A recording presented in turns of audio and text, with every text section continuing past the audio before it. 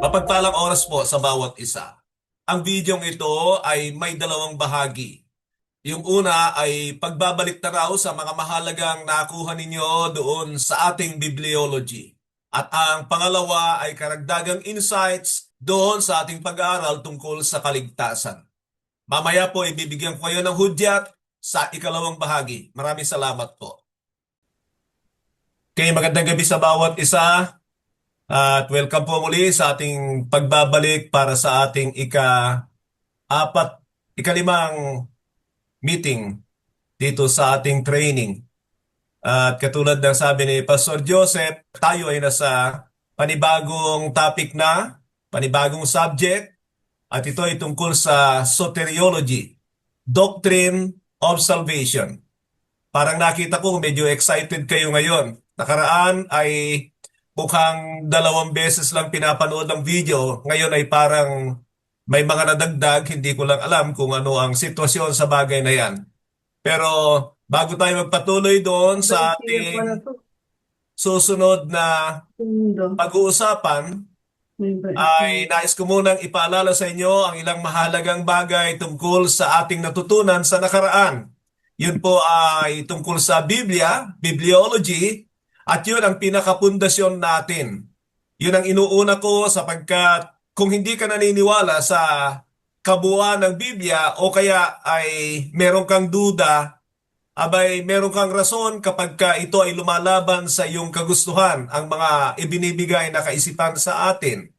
Kaya yun ang inuuna ko na nais kong maunawaan ninyo at tanggapin ninyo na ito ay talagang salita ng Diyos at ang tanging aklat na mula talaga sa Diyos sapagkat ang daming nag-claim na silang lahat ay sa Diyos, galing sa Diyos ang kanilang mga aklat. Pero naniniwala ako na ang Biblia lang ang tanging galing talaga sa Panginoon na magbibigay sa atin ng kaunawaan. At itong mga nais kong sabihin sa inyo mga kapatid ay mga ilang paalala na hindi dapat kalimutan. Ibig sabihin, mahalaga po itong mga sasabihin ko sa inyo. Tulad ng sabi ko, ito ay mga pundasyon ng ating mga pag-aaral hanggang sa kayo ay makatapos sa ating hangganan ng pag-aaral sa bagay na ito. Pwede naman ninyong idagdag yung inyong mga sariling natutunan, mga kaisipan. Pero nais kong sabihin lang sa inyo yung mga ilang mahalagang bagay na dapat ay huwag niyong kalimutan. Ang number 1 ay is that the Bible is the third gift from heaven. Ito yung vital din na kailangan natin para maging ganap ang ating kaligtasan. Ganap sapagkat ang Diyos ay nagbigay ng ilang paraan para tayo ay maligtas. Ang una diyan ay siyempre ang Panginoon at ang ganyang ginawa mula nang siya ay magkatawang tao hanggang sa kanyang pagdurusa, kamatayan, pagkalibing, muling pagkabuhay, pag-akyat sa langit, hanggang sa ganap ang kaligtasan kapag siya ay bumalik upang kunin ang mga maliligtas. That is our perfect salvation.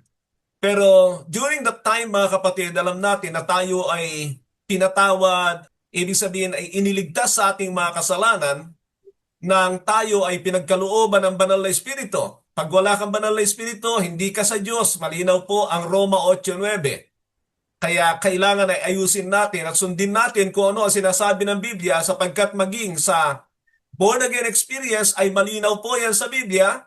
At ang kaligtasan ay malinaw din naman at ito nga po yung ating pag-uusapan dito.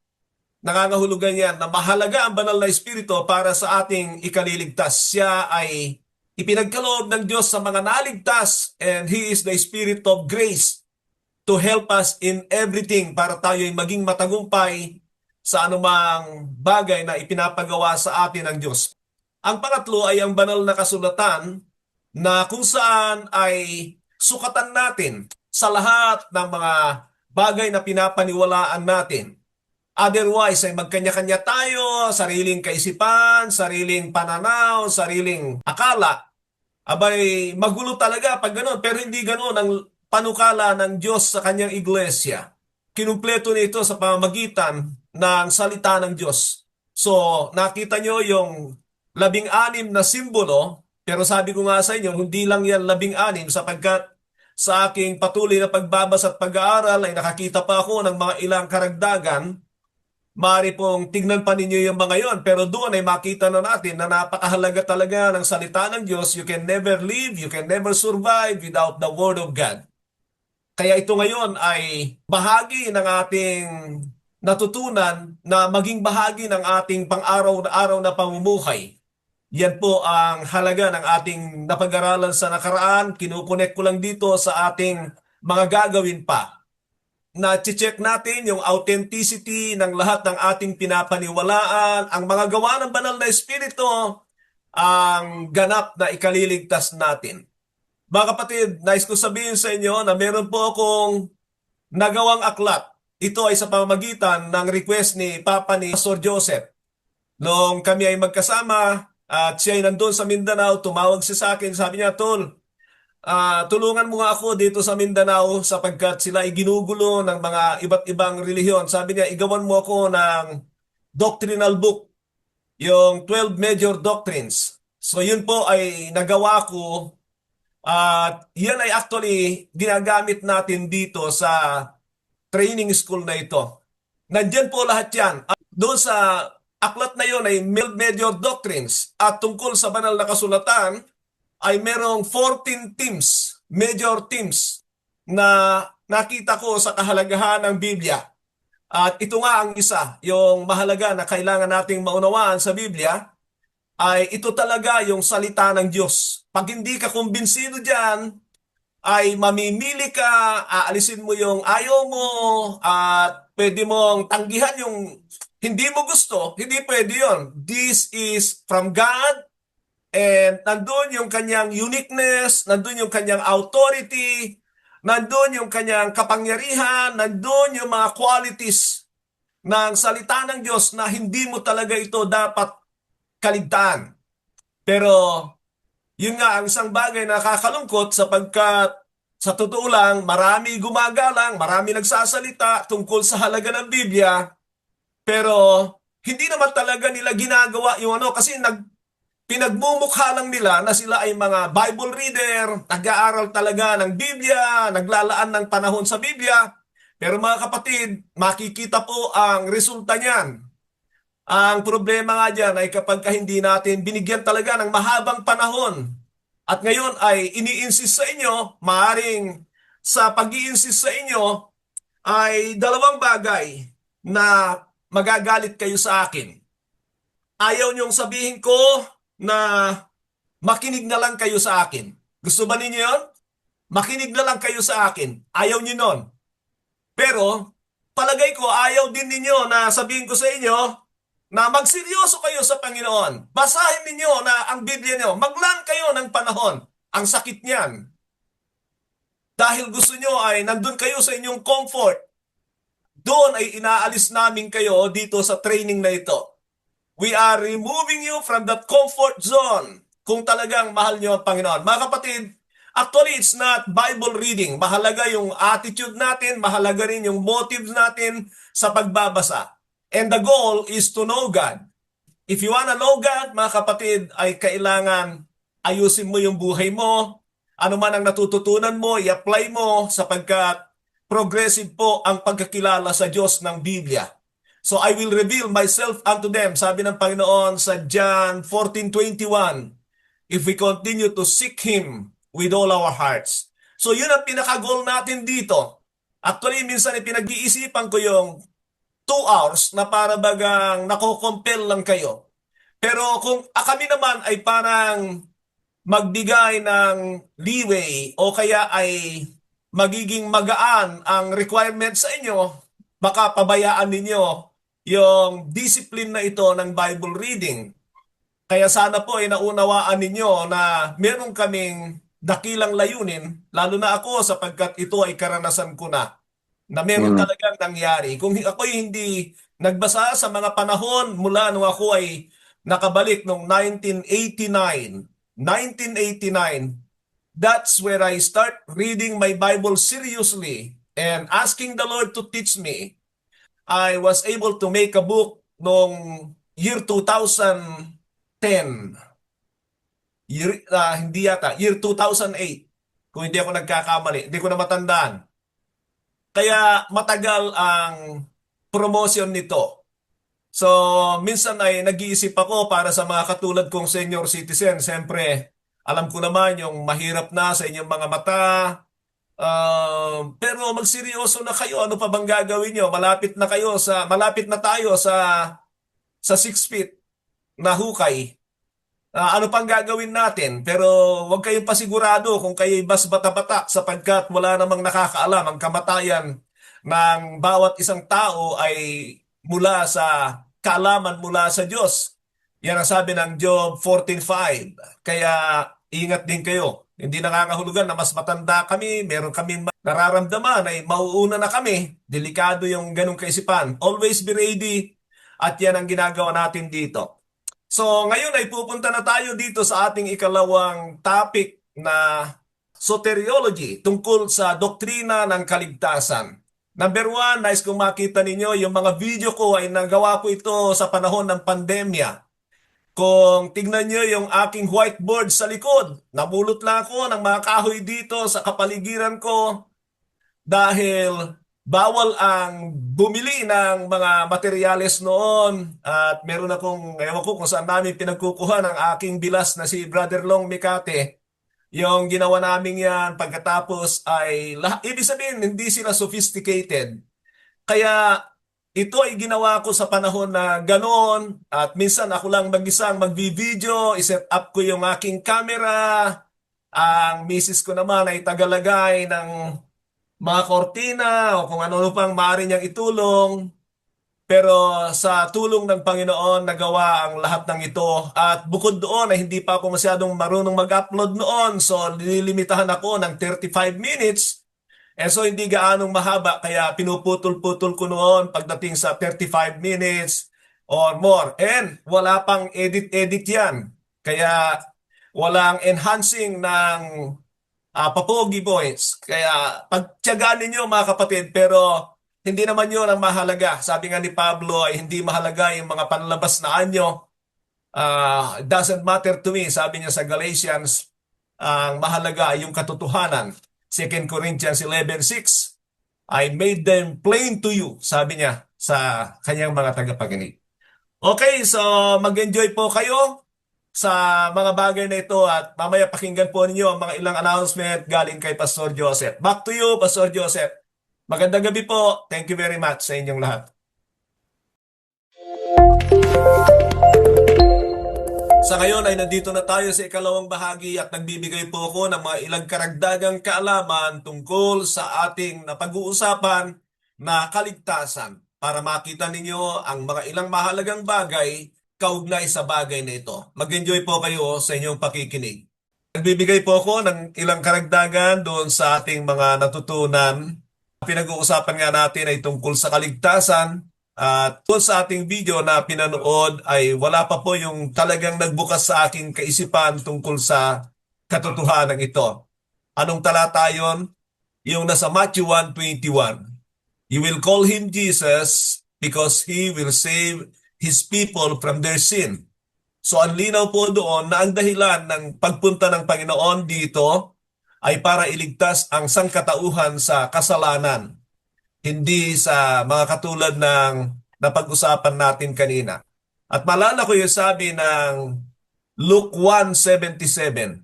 Sabi niya, to give his people the knowledge of salvation through the forgiveness of their sins. Tingnan niyo mga kapatid, pansinin niyo maigi ito. To give his people the knowledge of salvation. Magbibigay daw siya ng kaalaman o kaunawaan sa kaligtasan. Sa anong paraan? True. Sa pamamagitan ng pagpapatawad sa kanilang mga kasalanan. So, nauunawaan lang ng tao ang kaligtasan kapag kaalam niya na ang kaligtasan na ginagawa ng Diyos ay pagliligtas sa kasalanan. Yan ang sa maiksing pananalita yung talatang yan. Gusto ko po i-share sa inyo ito para makita nyo how important is the right doctrine about salvation. At sa ngayon nga ay nagsisiris ako sa aklat ng Galacia at isang bagay na nakikita ko doon, bagamat ito ay very basic, ay hindi naman talaga nakikita ng tao ang mga katotohanan ito. Noong ito ay pinag-aaralan ko, doon ko lang din nakita talaga ang katotohanan ito. Kamakailan ay nagsishare ako sa inyo tungkol dito. Hindi ko alam kung nakapag-share na ako sa inyo sa Galatians chapter 2. Dito sa Galatians chapter 2, mga kapatid, pag binasa nyo, makikita nyo na si Pablo ay nagpunta sa Jerusalem. Ikwento ko sa inyo ang dahilan. Ang dahilan ay sapagkat may nanggulo sa iglesia sa Antioquia na mga Judaismo. Ang tawag nga niya, pag nandito kayo sa Galacia, ay false believers. False believers. Ang tawag ko ay false converts. They are false believers because they pretend to believe in Christ, pero insistent sila na ipatupad ang mga ilang tuntunin ng Old Covenant. Yung Mosaic Covenant. Nandyan yung law, nandyan yung circumcision, pero ang kabuuan niyan, ang punot dulo niyan, ang ugat niyan ay ipinapasok yung provision ng Old Covenant sa mga Kristiyano. Yun ang ibig sabihin niyan. At yan ay nangyari sa Antioquia. Kaya si Pablo, dala si Barnabas at saka si Tito. Sino itong dalawang ito? Si Barnabas ay Hudyo, siya yung nasa Acts chapter 4 sa dulo nun. Makikita niyo si Barnabas, yung masigasig na nagbigay ng kanyang napagbentahan ng lupa sa paanan ng mga apostol. He was a very zealous guy for the work of the gospel. Si Tito naman, siya yung Griego, hindi tuli, na disciple ni Pablo na siya yung sinulatan niya sa aklat ng Tito. So, dinala niya ito na may intensyon. Ano ang intensyon niya? Titingnan niya kung ano ang sasabihin ng mga apostol sa pagdala niya kay Tito. Kasi si Pablo ay nagsususpetya na doon sa Jerusalem ay pinahintulutan ng mga apostol na ipasok at ihalo yung Mosaic Covenant sa New Covenant. Yun ang nakikita ko na suspetya ni Pablo sa mga nandoon. So, nung nagpunta siya roon, ang naratnan niya, 3 apostol lamang. Si Santiago, si Pedro, at saka si Juan. Ang tingin ko rito kay Pablo, nagagalit siya. Iniisip nga niya na ginagawa ito ng mga apostol. At the same time, ay para ma-present din niya ang ebanghelyo sa kanila. Para ma-check niya kung pareho ba talaga ang kanilang ebanghelyo at pareho ba ang kanilang mga itinuturo. Tandaan natin, ang mga alagad o mga apostol ng Panginoon, yung 12 noon, Christ spent 3.5 years to them. Pero sa chapter 1 ng Galacia, sinabi ni Pablo na hindi niya tinanggap ang mga turo na tinanggap niya, hindi niya tinanggap sa tao, kundi sa Panginoon. That it seems to me na si Pablo ay nagkaroon ng personal mentoring mula sa Panginoon for 3 years. 3 years na nag-spend sa kanya ang Panginoon ng panahon para tumbasan yung panahon niya sa mga apostol. Ganoon ang kaganapan dito. So nagpunta siya roon na siyempre hindi naman pwedeng siya ang agad na magalit.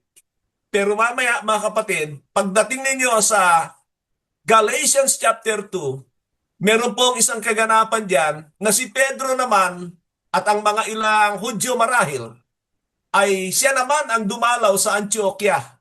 Makikita yan sa verse 11 ng chapter 2. Pero dito sa umpisa ng Galatians chapter 2, 1 to 10, ay diyan yung sinasabi ko sa inyo that from Antioch sa Syria, ay kailangan niyang pumunta sa Jerusalem. Alam niyo, yan ay kung titingnan niyo, lalagpas ka sa Lebanon, yung pinanggalingan ni Pastor Mark na bansa. Kailangan dadaanan niyo yon. Nasa gilid din yon ng dagat. Pero naniniwala ako na sa mga panahon yon, sa panahon ni Pablo, sila ay gumagamit ng mga bangka. So sa dagat siya dumadaan patungo sa Israel. Pagdating niya doon, na-confirm niya na yung ibanghelyo nila ay pareho. So, nabuksan si Pablo doon na hindi pala yun ang itinuturo ng mga apostol doon. Ano ang ibanghelyo ni Pedro? Basahin nyo sa Acts chapter 2 at makikita nyo yung pangangaral niya. First time na nangaral si Pedro diyan ng gospel. It's all about Christ. At diyan nagkaroon ng na-convert na 3,000. So ano yung ibanghelyo na? It's all about Christ. That Christ was the promise to their forefathers that He came in the flesh. Nandoon yung kanyang pinagdaanang mahirap, and then He was crucified, died, buried, and was resurrected, and then ascended to heaven. So that was the gospel. It's all about Christ. And then dahil doon, nang sabihin ni Pedro sa mga tao, "You crucified the author of life." At ang sinabi ay, "And they were pricked to the heart." Tingnan niyo yung power ng ibanghelyo na totoo, na maipakita sa mga tao ang problema ay kasalanan. And that came the conversion of the 3,000 who believe. And then after that, nagpabautismo sila at ang sabi nga ay, then they started devoting themselves to the apostles' teaching, to the breaking of bread, to fellowship, and to prayer. And I think, umabot din yan ng 3 taon na sila'y nagsipag-aral sa paanan ng mga apostol. Pero, during that time, may mga nako-convert na mga galing sa mga lahi ng mga pariseo na hindi talaga nauupo sa paanan ng mga apostol. Kasi, siyempre, reputasyon nila yon. Iniisip nila, alam na namin yan. Magaling kami dyan. Lahi kami ng mga magagaling. And so they didn't sat at the feet of the apostles. Ito yung mga nagdala ng problema. Hindi sila naturuan ng mga apostol. Then they mix the teaching of the Mosaic Covenant to the New Covenant. Naging problema yan. So ang problemang yan ay unang dumating kay Pablo sa Antioquia, nung pumunta siya sa Jerusalem. Alam niyo, ang kwento ng pagpunta niya ay nandoon sa Acts chapter 15. Doon ay nakikita niya na may mga nagkukunwari na mga mananampalataya. They are false believers ang tawag niya. Acts 15:5. There were false believers doon. See, during the times of the apostles, meron ng mga nagpapakalat ng maling aral. At doon ay nakita ni Pablo na hindi sila sumasang-ayon.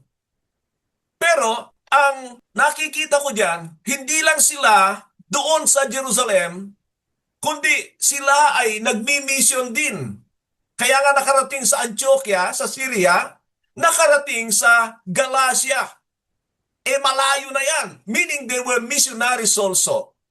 They go for a mission. Pero ang tanong, ano itong mga false believers na ito? Yun nga, false believers sila sapagkat pinaghahalo-halo nila yung Judaism sa Christianity o kaya ay yung Old Covenant to New Covenant. Mga kapatid, pag-isipan nyo, ang tawag sa mga ganon, false believers.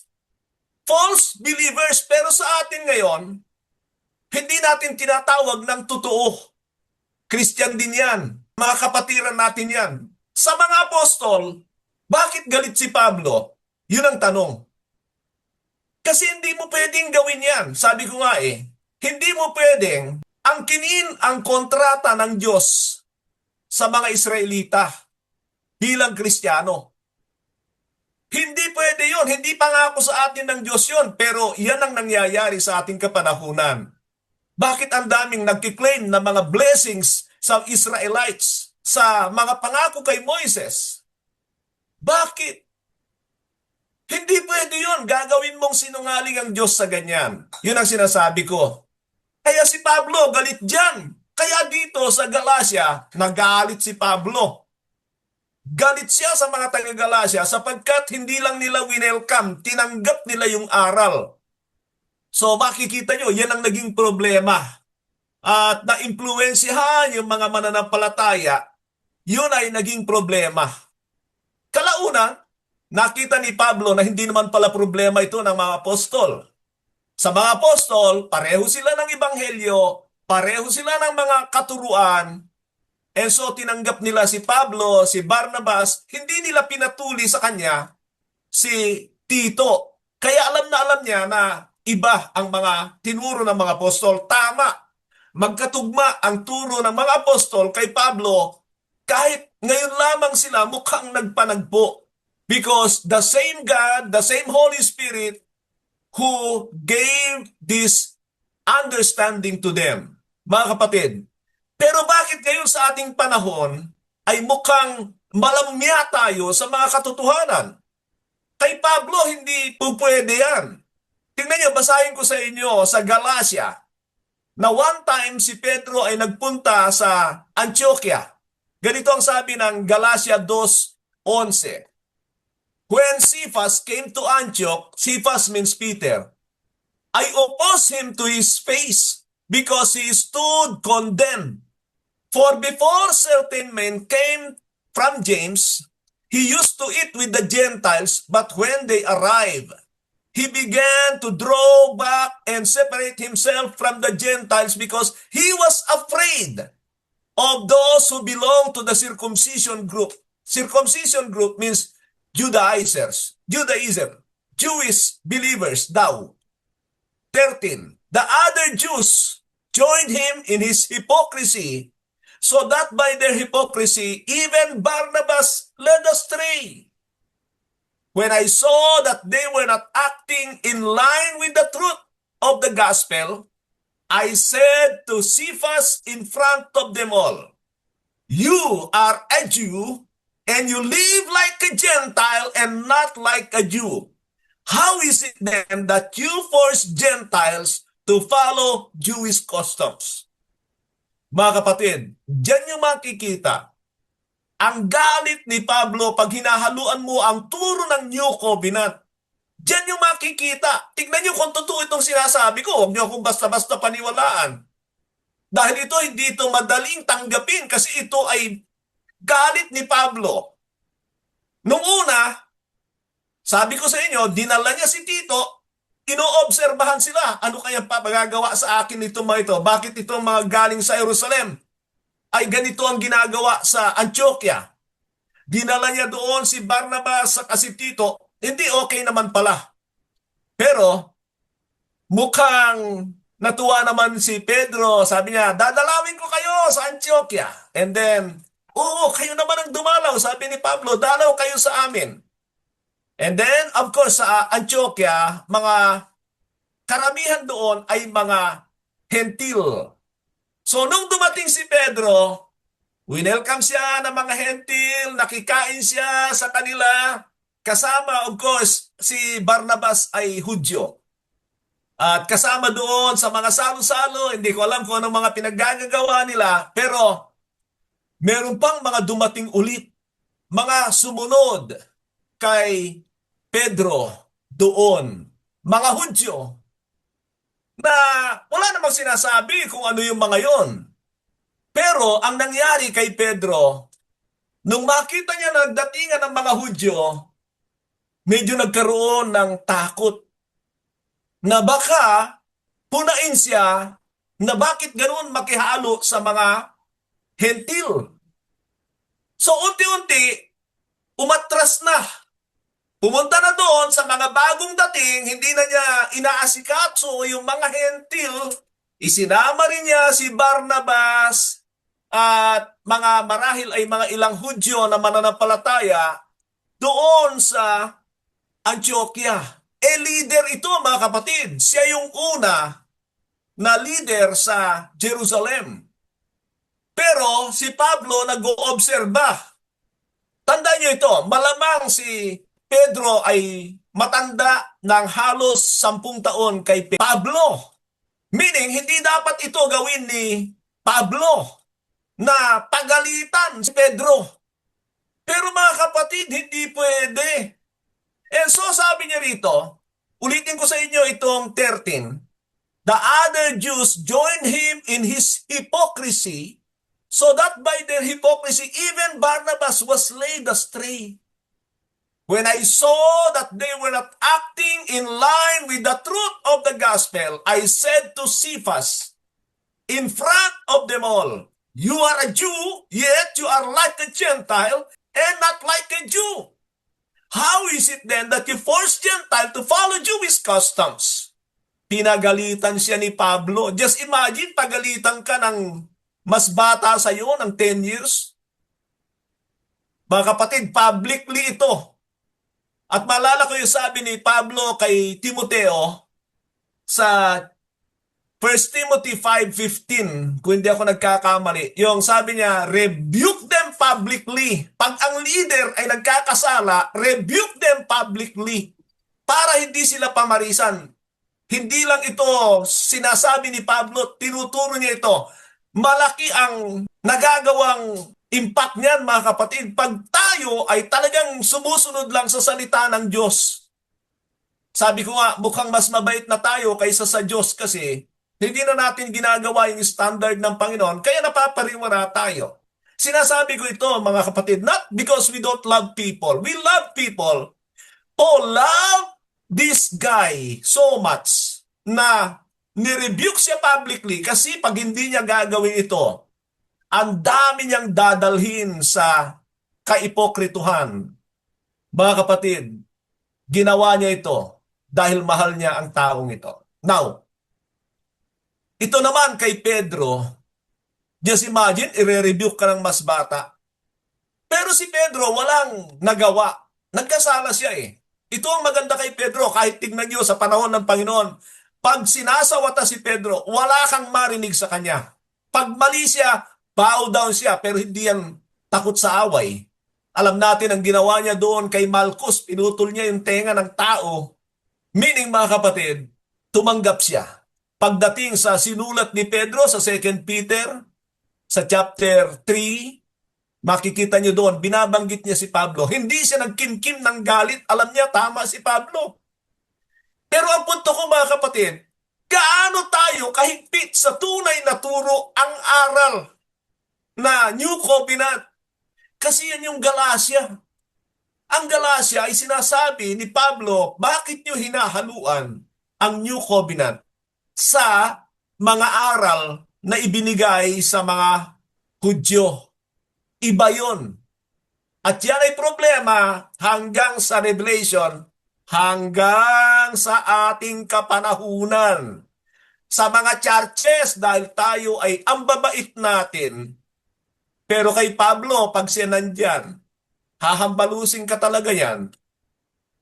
Mga kapatid, sinasabi ko lang ito dahil ito yung katotohanan. Sana po basahin niyo ulit itong mga sinasabi ko na hindi ganong kapabaya si Pablo sa maling aral. Tayo, palagpas lang tayo ng palagpas. Ewan ko ba sa atin, akala natin ang Diyos ay ganon. I believe na si Paul ay talagang taglay ang banal na espiritu. And that spirit of jealousy, God is a jealous God na hindi mo pwedeng gawin ang standard mo sa Kanya. That's why, sabi ko nga sa inyo, it is important for us to understand the Bible. Mga kapatid, huwag kayong basta-basta maniwala sa akin ngayon. Basahin nyo itong mga sinasabi ko sa inyo. Naka-record ito para sa ganon. I-review ninyo, totoo ba si Pastor Arthur? Huwag kayong basta-basta magtitiwala sa akin. Sasabihin ko sa inyo, baka mamaya, dadalhin ko kayo sa mali. Dadalhin ko kayo sa pagkabahagi lang. Dadalhin ko kayo sa pag-iwan sa tama pala na nakagisnan ninyo. Listen to this once again. Naka-record po ito. Nang sa gayon, ma-check ninyo kung tama ako, totoo ako, saka kayo magpasya sa inyong mga sarili. Diyan po ako magtatapos. Magandang gabi po. Ang oras natin ay 9:25. Meron pa tayong 5 minutes. Kung meron kayong mga naisidagdag, katanungan, At kung wala naman ay mananalangin na si Pastor Joseph.